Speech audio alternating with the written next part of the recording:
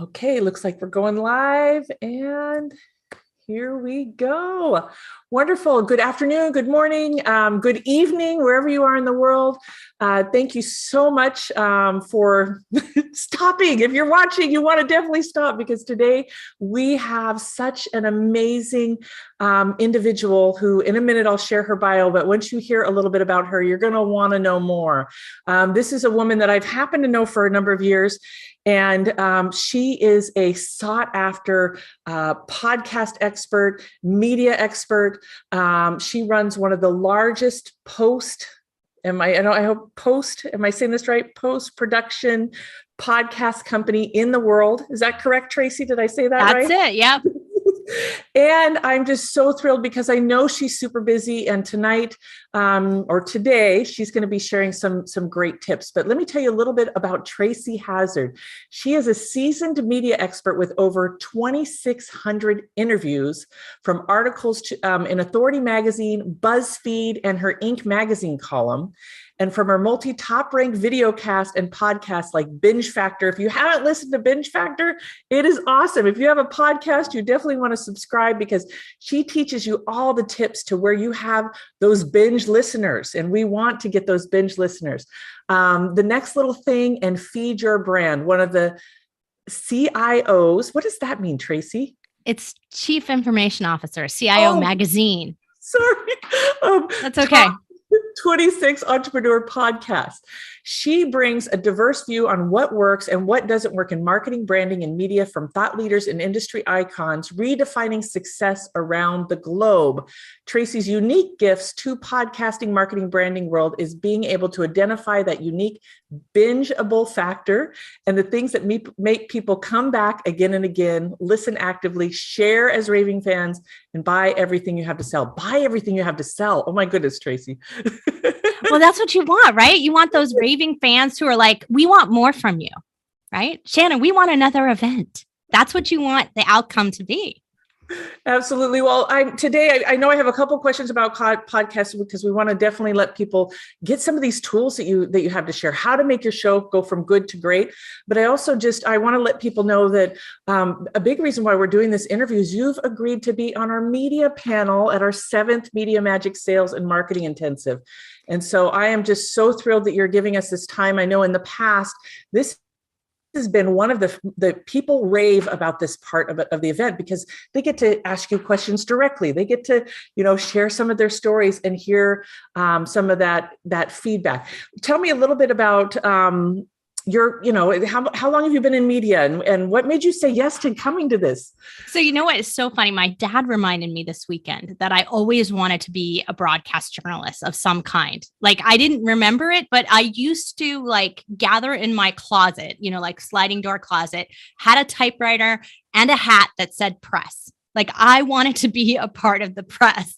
Now, I didn't go to college for that. I went to art school. So did not go that route at all. I went that sort of graphic magazine route, totally different model. But I had always wanted to do it. So when I got offered my Inc. column, which was in 2015, in 2015, I was offered a column for Inc. magazine to write on innovation. It was like a dream come true. It was so exciting for me. But then the thing about it is that everything I learned about the media, I was so actually grateful to not really be a part of it. And it's because there's so many insider secrets to how things work and what you can do. And the reality is most writers can't write about great, interesting people. They want us to write about Steve Jobs and he's dead. You can't interview him again. So what the heck? So I wanted to be in a place where I could do more. And that podcasting was one of the ways because there was a lot more control over it. It was your media, you're independent. So I love that independent media model. I like being an independent writer. That's beautiful. Well, I have to say, Tracy, I'm so excited. I remember hearing you speak a number of years ago at CEO Space, and you were sharing you and your husband who run this together, your podcast, and the sponsors were starting to come to you, just reaching out to you for that on your podcast. Is that coming? Can you share a little bit about that? Because I know there's so many people right now doing it, and they're like, how do I monetize this? Is that Can you So talk on that? 98% of them will never make it. They will never make it to getting a sponsor. Not that you can't get a couple of sponsors here and there, or you could do something small, but you'll never make it where you're making consistent revenue from sponsorship. It is so hard to do because the general business environment is set in such a way that advertising requires a metric that most podcasters can never reach. Now, we said that's ridiculous and it's all kinds of wrong because, we had this really cool little podcast we started out with in 3D printing called WTFFF. And why wouldn't anyone want to advertise if you were trying to reach a 3D print consumer, right? We had 100,000 listeners a month. It would be great for them to be able to do that, but I wasn't going to sell out my audience for $100 a month. And that's what ad dollars were commanding. And we're saying that based on those numbers, I don't think we'd have made $1,000 a month on that show. Instead, we said, we're not going to follow that model. We're going to do something completely different. We're going to go for what we call alternative monetization models. And instead, the last sponsor I took was Hewlett Packard for $25,000. I know. So, right. And we did a tremendously great campaign with them. That was so much fun and they loved it. They got great residual revenue. They're still getting listeners who find our show. They're still getting return on that investment. And it's been over a year and a half since we did it. And sponsors, those of you that don't know, that's like free money. I mean, you still have to deliver certain things, but that's like free money. Right. But we really have to think about, do we have the right kind of show? Do we have the right kind of model for it? And can we say, hey, our audience is of value to a marketplace? And that's where so many podcasts go wrong. And it's why so many of them can't monetize. There's no strategy behind that and no audience value behind that. Mm-hmm. Mm-hmm. Well, I'm really excited. I'm going to be launching my podcast this year. And Tracy, you helped me come up with the name. And I am just so grateful that I said, I want to invest in your top package.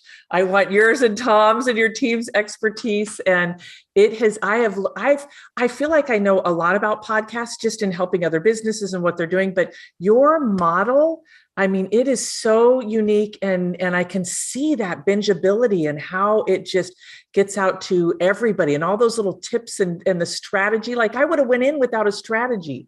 Just like that's what I love about you going through this, Shannon, because you're such a great influencer yourself in this model and the kinds of people who are coming to your Media Magic Summits and on all the things that you do, they are people who need to build authority, right? I mean, that's what publicity is about. It's like, I need to build up authority in a marketplace so that I can get more speaking events. I can sell more books. I can get more press, right? All of those things you want to get for your clients.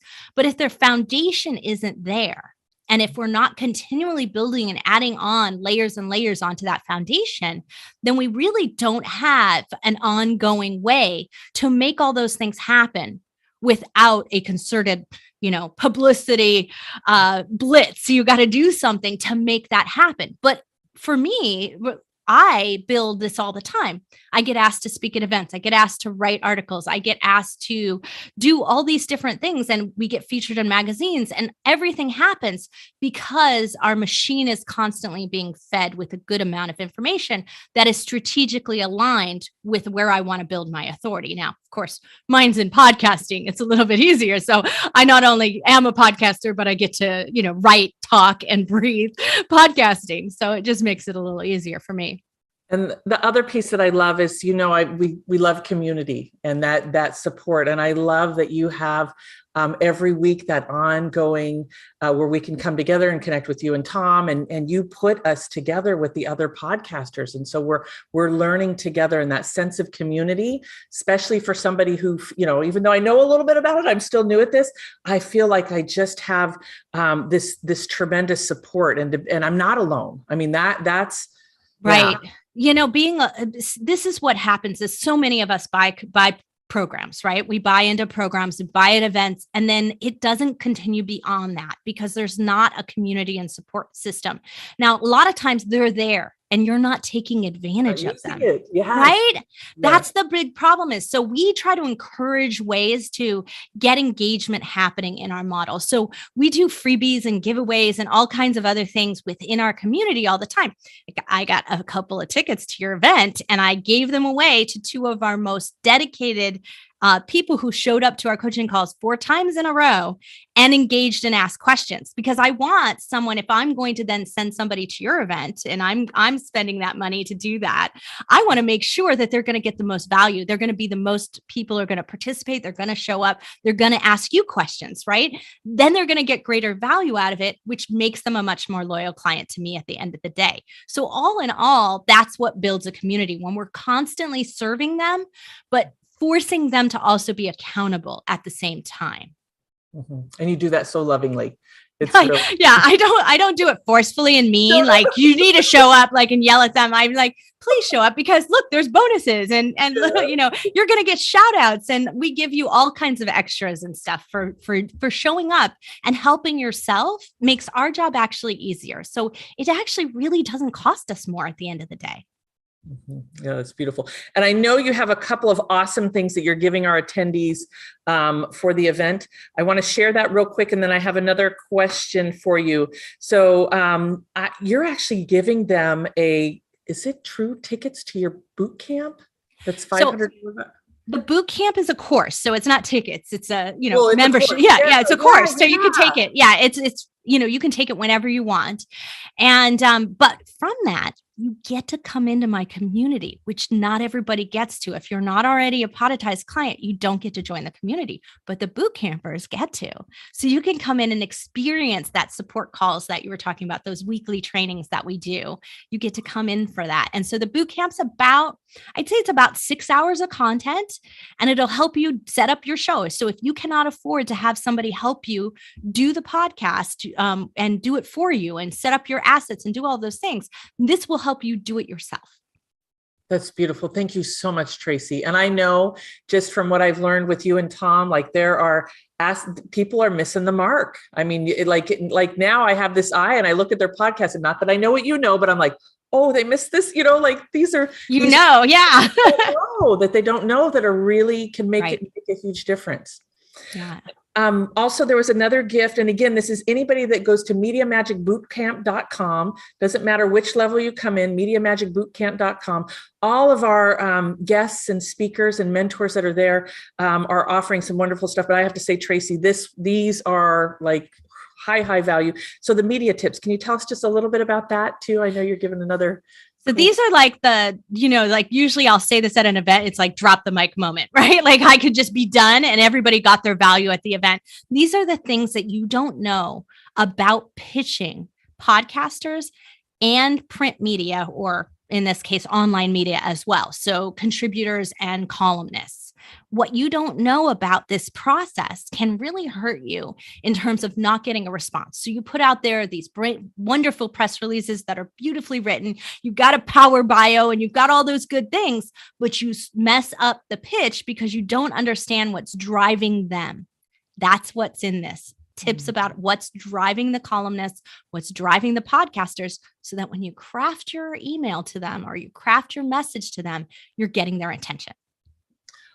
Wow, I love it. So this is why you want to participate. She's going to be there on the 28th. That's when we have our media panel. I also know that you are contributing your time to run the VIP mastermind meal. So even though it's virtual, we take a quick break. We have people get their lunches. And so people can actually have a chance to break bread and have lunch with you. And I love this model, Shannon. It's one of my favorite things to get to do, is to have that, because, it's one thing when you're in the big group environment and people are asking questions like on the panel, right? And you're throwing out questions and they're very focused, but you don't often get a chance to say, this is what it's like in my business, or this is what I've been struggling with. What advice is out there? And so that's really where I can hone in on what somebody wants and needs right at this moment that's going to be most valuable at them. And I can pull advice from myself and from the group that's all together at that lunch and say, who's got something? Hey, I don't write emails every single day. Who does this for a living? Who's got copywriter in the group? And you usually find someone who's got experience in that. And that's when we bring our minds together. I love that. Mhm. Yeah, and they're so lucky. I'm just thinking about the process that I went through with getting my name, blazing trails and making names. I'm just like, you are so brilliant. You have this gift to be able to, quickly give that magnetic language and that. So But see, this is the key. You had it in you. That's the key to great mentorship, great masterminding, right? It was in you at all the time. I just helped you pull it out of yourself. That's it. Thank you. Thank you. Thank you. So this is a little bit more of a, I want to say a little more of a personal question. Just because I know that there's a lot of people here that are busy. They're running a company. They have a family. You and Tom are doing this business together. What would you say is like the thing that brings you, the most joy? And anybody that's working, it doesn't have to be your spouse. I know there's a little more edges with a spouse than a partner. What do you think is the key to success with all that you're building? Well, first off, this isn't our first business together. So it's about our fourth. So, we've had multiple variations of our businesses over the years, and this is a different version of it. But for Tom and I, 30 years together, we have a shorthand. And so if there's anything that's a gift, is that when you're in business and you have trouble trusting your partners or trusting your staff, and you have those trust issues, they're constantly undermining the growth of your company. We have a trust between us that's at a high level. We have a common goal because it's our same as our family goal, right? Our personal and our business goals are aligned. It makes it easier. To be honest with you, that is just, I'm lucky to get to work with my spouse in this kind of way. And I completely trust his brain on anything. So when I can't, when I want something done, I'm like, Tom, here it is, figure it out. And he does it. Like, that's the brilliant thing about him. But at the end of the day, what I really think is the hardest part about it is understanding your limits, your separations, what you need. And because we've been together for 30 years, we're really good to reading overwhelming each other. Like, it's something that we know how to read. Beautiful. And that's what you have to get to early on. I think if you don't get to that place of like, okay, Tracy cannot take another word about business today. She's had enough. Like, she's at our peak limit. Nobody talked to her, right? Then it's okay. But we don't keep hard and fast lines and rules that say you can't talk about business after 5. Like, we don't do that because sometimes the best ideas happen on a Sunday. Happen, when we're just hanging out at the pool with the girls, whatever it might be. I don't want there to be that kind of like, oh, I got to hold it in till Monday. We want to be able to have that time to brainstorm together, to do things which make us a powerhouse. I mean, really, it makes us hard to compete against because other businesses don't get that benefit of having their entire staff or the people that are in their leadership together on a weekend when the idea strikes, right? Or when something in the industry happens. We can do that. But we also have to know each other's limits and respect that. And when you can do that at that way, you create what I call harmony in the work environment. Instead of, we don't need to have balance, because balance is really hard to attain. But harmony is just like something we can absolutely make happen. And it's when we let, the drum solo go and the soloist gets to sing, and then everybody backs that up and it switches. And that's where it can be really beautiful together. Oh, thank you. That's really, really powerful. So what I heard you say was the one thing, that trust is the foundation.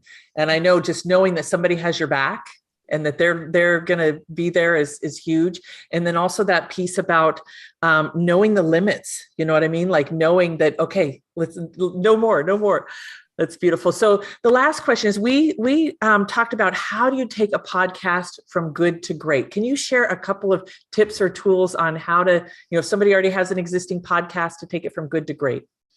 This is the thing. It's like if you take a one-sided approach to pretty much anything in marketing, and podcasting is marketing at the end of the day, right? I'm putting my message out to the world. It doesn't matter what kind of message that is. It could be a message about my nonprofit mission. It could be a message about who I am as a person because I want to get hired by Netflix. Like, it doesn't really matter, but in a sense, we're marketing either ourselves, our business, or our mission. One of those things is being marketed, maybe all of them. It could be that too. And when we look at that, we can't look at it one-sided as it's a broadcasting media type. So all I need to concentrate is on what my show sounds like, my microphone that I use, and what it looks like. That's not going to work in today's digital world. It is a digital media type. So we have to have our digital house in order. We have to understand how we're going to share it on social media, how we're going to garner listeners, how we're going to make sure that Google shares us, that the engine that is Apple shares us, that the engine that is Spotify shares us, because those are bots and not humans. And so we need to play in that digital marketplace, just like we want to play in the sort of showcase side of the marketplace. So we got to make those two things come together to make our show great. So we got to have our technical and our media piece both in a line. So our content, if you want to look at it from that perspective. Yeah. And what it's just really sharing as another value of working with you is the fact that I don't have to keep up on the trends that are changing. Right? It's like, I don't have to become a podcast expert because you guys within your service, you're making sure that those things are in line, because don't they just shift things once in a while? Kind of like Google.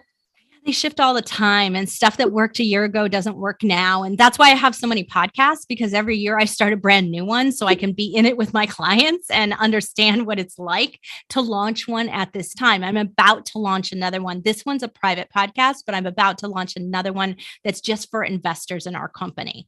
And so it's completely private, but it's still a podcast, and you still got to set it up and launch it. And it's teaching me what's working both in our system of our staff and our team, because I'm flowing through the process like a client, and it's teaching me what's working on the outside as well, or what's not working. Like in this case, I want to keep it private, but what if it snuck out there?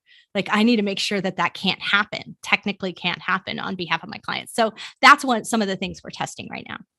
That's awesome. I forgot you're doing a crowdfunding thing. Yeah, it's about to end. So yeah, there's only like 10 days left or something like that right now. So there isn't much left.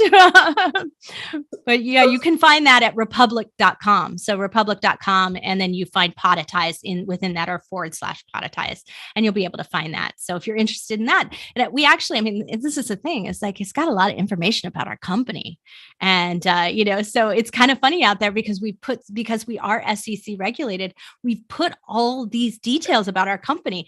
I'm surprised our competitors haven't gotten wiser to checking it out yet. Like, it seems to me like if it were me, I would do that. Oh, that's beautiful. And with the other piece, the way that you're doing is you don't have to be accredited. No. Right? Like anybody can get in. And what I love is you have repeat customers, you're in revenue. I mean, there's so many. Yeah, we just surpassed $150,000 and over 100. And I think it's even 110 now, but over 100 of those are clients who invested in us as well. That made me feel so good. That was like the best metric ever. I mean, we tipped over 200 investors, and that was fantastic. But the fact that 100 of them were clients that said, not only do I believe in buying your services, but I want to be a part of your company. Like that's just amazing. Republic. Okay. Yeah. Yeah. Republic.com /Podetize. Super simple. And, okay. And yeah.